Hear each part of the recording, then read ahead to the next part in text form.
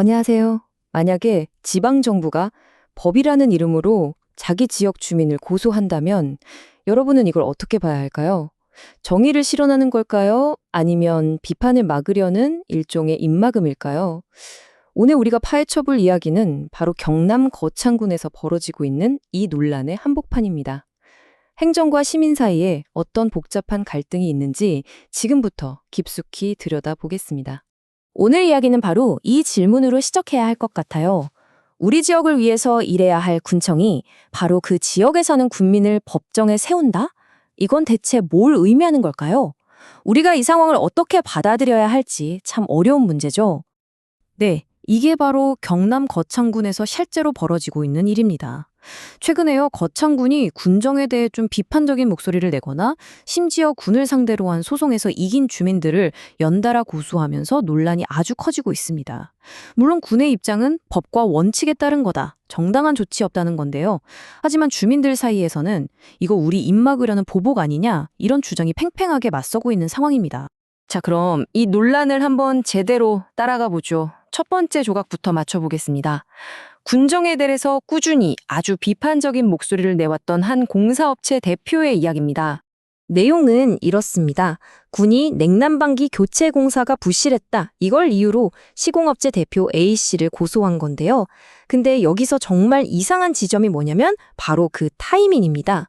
A씨는 이미 군이 요구한 대로 재시공하고 보수까지 전부 다 끝낸 상태였거든요.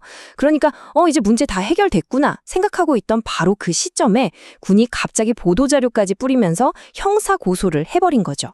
이 타임라인을 보시면 상황이 더 명확해져요. A씨는 SNS 같은 걸 통해서 계속 군정에 대한 의혹을 제기해 왔습니다.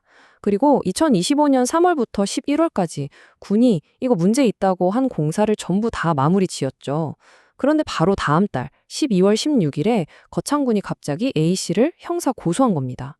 A씨 쪽에서는 이 뭔가 석연치 않은 시간 순서, 이게 절대 우연이 아니라고 주장하는 이유가 바로 여기에 있습니다.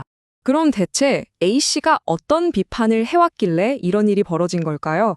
그 내용을 좀 보면요. 관제센터 CCTV로 주민들을 사찰했다는 의혹, 또 벌목 사고 문제, 화장장 부지 문제, 그리고 2023년에 있었던 성희롱 사건 당시에 군수가 함께 있었다는 의혹까지. 와, 하나같이 정말 민감하고 날카로운 사안들이죠. A씨는 바로 이런 비판 활동 때문에 군이 자신을 딱 찍어서 보복을 하는 거라고 믿고 있는 겁니다. 자, 이제 두 번째 사건으로 한번 넘어가 볼게요. 이 사례는요, 앞에서 봤던 사건이랑 맞물리면서 기사들이 지적하는 어떤 패턴에 대한 의심을 더 짙게 만들고 있습니다. 이번에는 군과의 소송에서 이긴 주민 B씨의 이야기입니다. 이것도 타임라인을 한번 따라가 보죠. 2025년 10월에 B씨가 군을 상대로 한 행정소송에서 이겨요. 그리고 곧바로 5천만 원 규모의 손해배상 소송을 추가로 냅니다. 그러자 바로 다음 달에 군이 B씨를 무려 4년이나 지난 옛날 사건으로 불러서 피의자 조사를 시작한 겁니다. 여기서 특사경이라는 아주 중요한 개념이 나옵니다. 특별사법경찰, 이걸 줄여서 특사경이라고 부르는데요. 특정 분야의 범죄에 대해서는 경찰처럼 수사 권한을 갖는 행정공무원을 말해요. 이 사건에서는 거창군청 산림과 공무원들이 바로 이 특사경 신분으로 주민 B씨를 직접 수사한 겁니다. 그러니까 행정기관이 직접 수사권까지 행사했다는 점, 이게 이 사건을 더 복잡하게 만들고 있죠. 물론 거창군도 할 말은 있겠죠. 이제 군의 공식적인 입장은 어떤지 한번 들어보면서 사건을 좀 더 균형 있게 살펴보도록 하겠습니다.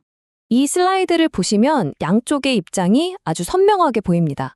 한쪽에서는 이 모든 게 비판하는 사람 입 막으려는 보복 조치다, 이렇게 주장을 하고요.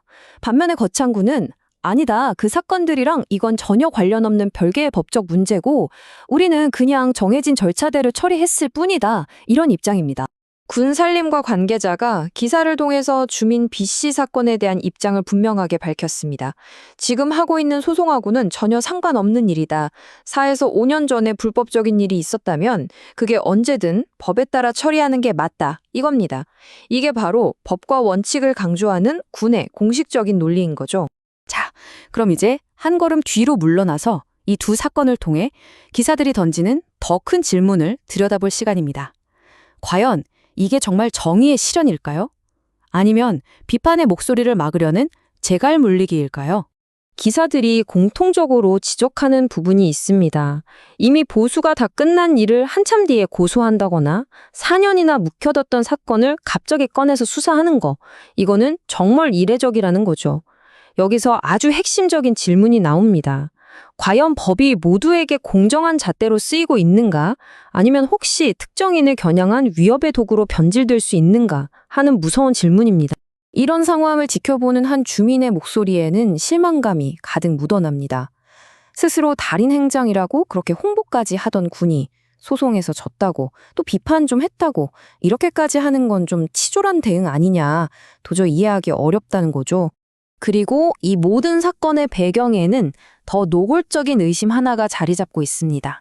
바로 내년에 있을 지방선거를 앞둔 시점이라는 거죠. 기사들은 결국 이 모든 조치들이 선거를 코앞에 두고 군정의 비판적인 여론을 미리 잠재우려는 의도적인 재갈 물리기가 아니냐, 이런 의혹을 아주 강하게 제기하고 있습니다. 오늘 이야기를 마무리하면서 마지막 질문을 던져봅니다. 행정 권력이 법과 원칙이라는 칼을 휘두를 때 그 칼끝은 과연 누구를 향해야 할까요? 국민의 세금으로 운영되는 권력이 보복의 수단으로 쓰인다는 의심을 받는 바로 그 순간 정부와 시민 사이의 신뢰는 그냥 무너져 버립니다. 정부가 신뢰를 얻기 위해서 정말로 봉사해야 할 대상은 누구인가? 오늘 거창군의 사례가 우리 모두에게 정말 무거운 질문을 던지고 있습니다.